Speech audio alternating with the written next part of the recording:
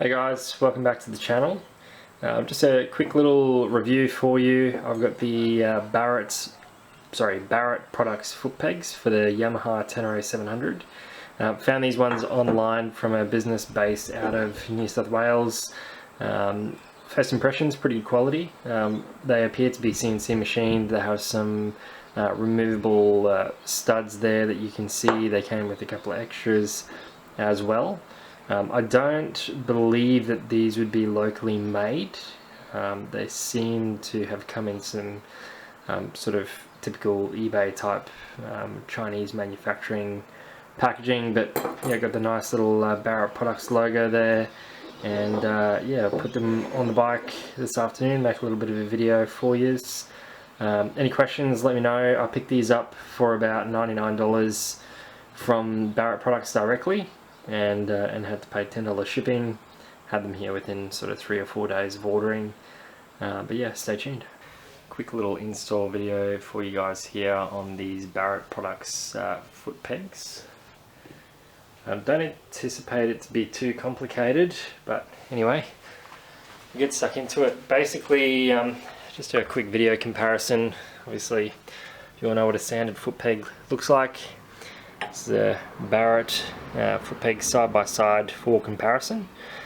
Pop it on the top there, you can see essentially, I'll put it underneath rather, a little bit wider and a bit longer as well for the grip on the foot pegs there. Get stuck into it. Focus there.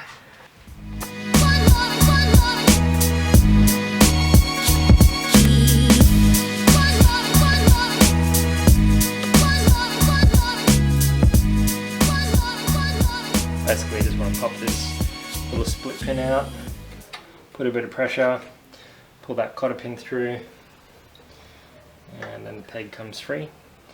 You got your standard spring there, so basically your replacement foot peg is going to go in the exact same position. So take that off, pop her onto there, put that down.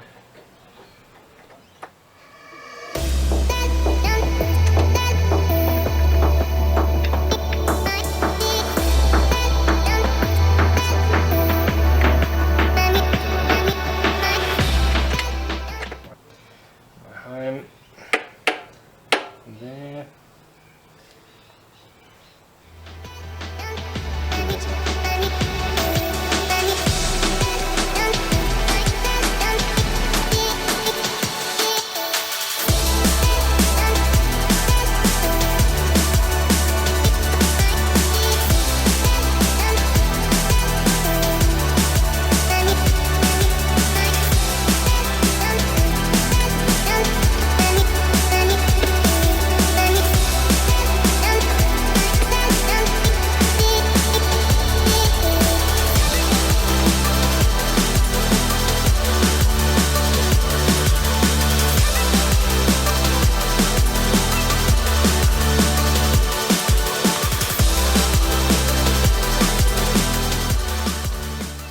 Thought I'd do another quick comparison for you just between the two pegs. So you've got obviously standard on the right, Barrett Products on the left, and yeah, you can see